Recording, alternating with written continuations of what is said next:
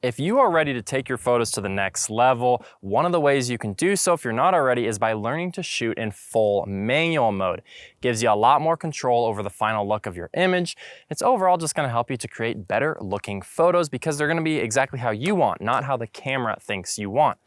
My name is Austin James Jackson. If you're new here, welcome. If you're returning, welcome as well. I'm a professional landscape photographer based here in the beautiful Utah. Tonight we're out in Zion National Park, and we're gonna be talking all about how to set up manual exposure on your camera using manual mode. Now, I apologize if my hair is a mess. It's been really windy out here tonight. I lost my hat, so apologies in advance. Try and look past it if you guys can. Let's first start by talking about the 3 settings that make up your camera's manual mode. These are going to be the same across every camera. Now, those 3 settings are going to be ISO, aperture, and shutter speed.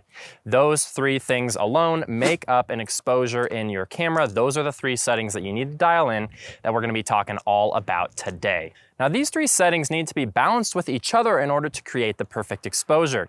If you increase one setting too much without decreasing another setting, your exposure will be unbalanced, ultimately resulting in an image that's either too bright or too dark. Now, let's briefly talk about what these 3 things are and how they affect the image, and then we'll go into how you can balance them together. First, we're going to start off with shutter speed. Now, shutter speed controls how quickly your shutter captures a photo in the scene.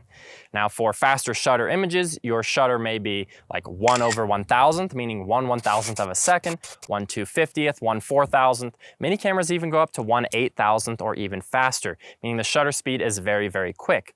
On the other end of the spectrum, you can have shutter speeds typically in camera as long as 30 seconds or even longer. For something like moving water, a lot of photographers like to use a shutter speed of a few seconds long in order to capture the motion blur.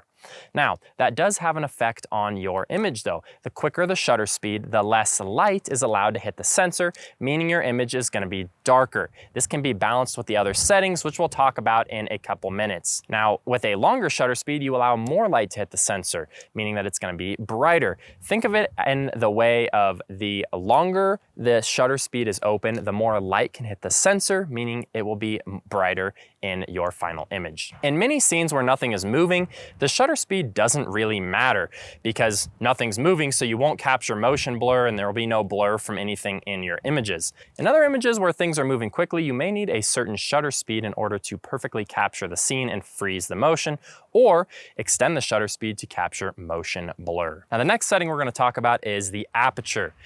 Aperture refers to the blades in your camera's lens, which either open or they close down, allowing more or less light in.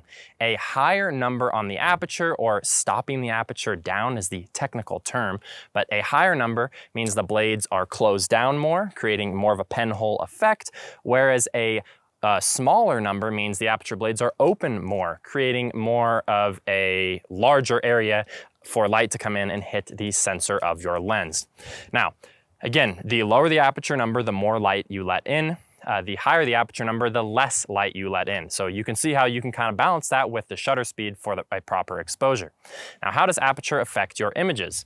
So, a lower aperture, meaning something like f2.8, f4, is generally going to be something that is going to be used in a lot of things like portraits or any kind of product shoot, or something where there is a subject that you want to be sharp, you want everything else to be blurry. Having that aperture wide open, you know, at f2.8, f4, basically the lower the aperture, the number, the more background blur there's going to be, the sharper you'll get the subject compared to its surrounding elements, things that are in front of or behind it. Now, on the other hand, stopping your aperture down all the way to, you know, f11, f13, or even higher will create more depth in your image, meaning that something in the foreground right in front of me will be sharp and something a little bit further back can be sharp as well. You do have to be careful with this though. A lot of photographers will think, oh, I want everything in the scene in focus. I'm gonna go with f22 so that everything is sharp.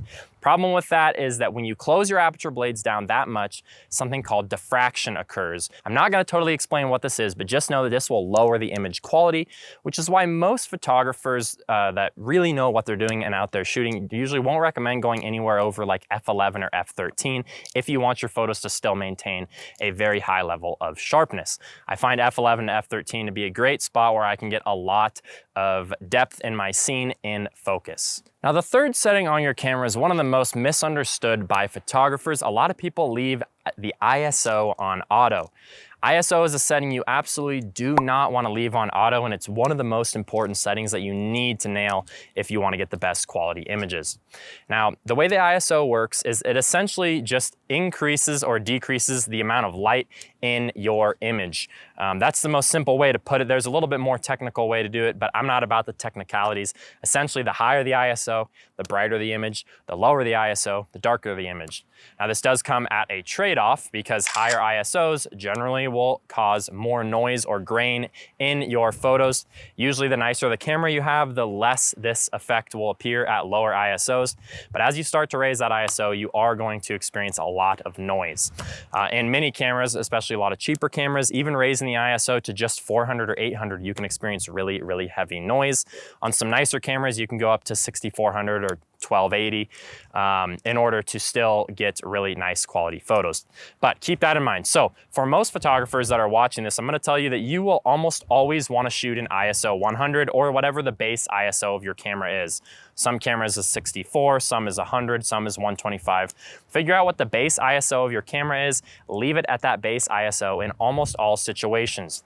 The only time I ever really want to raise my ISO is if I'm capturing something that's moving quickly and I have to have a fast shutter speed, and adjusting my shutter speed and aperture, I can't quite get enough light, then I'll bring up the ISO.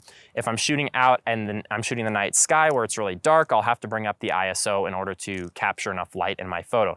Otherwise, most daytime photos, including sunsets and sunrises and stuff like that, you should be able to keep the ISO at 100. If you are shooting something like portraits inside, you may have to raise the ISO as well, but do so very cautiously. Don't raise the ISO any more than you have to. You want to keep it as low as possible for the least amount of noise. All right, now you understand the three settings. Let's talk about balancing them together.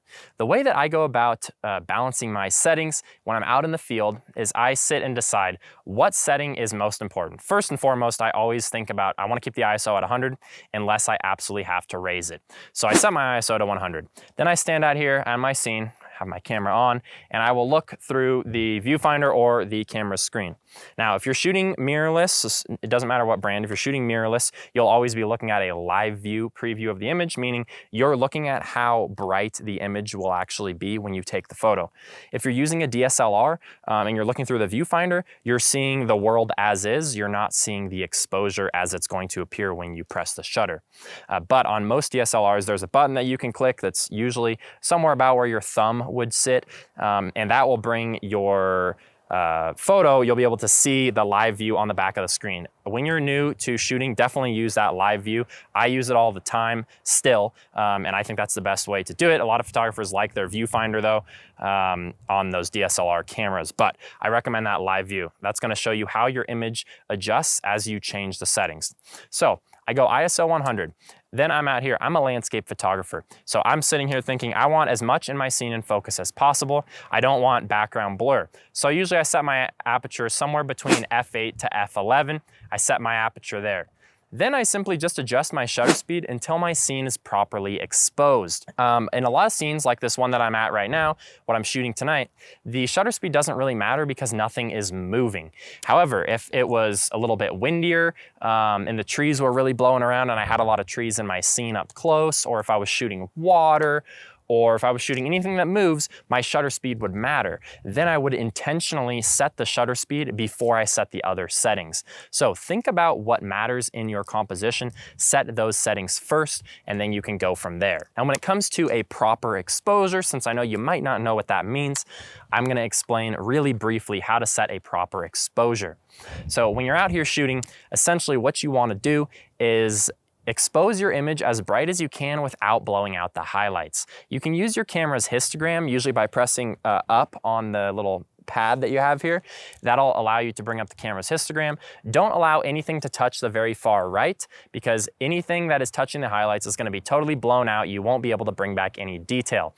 Instead, you're going to move it a little bit off of the right, but exposed to the right as a technique and a term that photographers use, where you're going to essentially open up your exposure to be as bright as you can without touching that right side, which will give you your shadows in the foreground or wherever the shadows are at, and it'll allow you to bring those shadows back. It's much easier to bring shadows back in post-processing than it is to bring back highlights.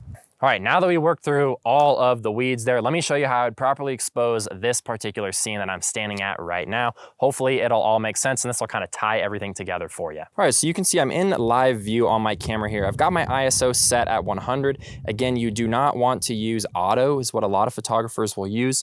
You want to set that ISO yourself. My base ISO is 100 on this camera. Next, I would set my aperture. So I'm gonna adjust my aperture. Let's just go f10 for this particular scene. Now, lastly, we're going to set the shutter speed, and remember, we want to make sure this exposure is properly balanced. I'm going to hit up here until I get my histogram right next to the photo. You can see my histogram right down here. So you can see I can open this up just a little bit in order to avoid anything clipping the far right. You can see if I open this up a little bit more, now my foreground is properly exposed, but the sky is blown out. I won't be able to return those details.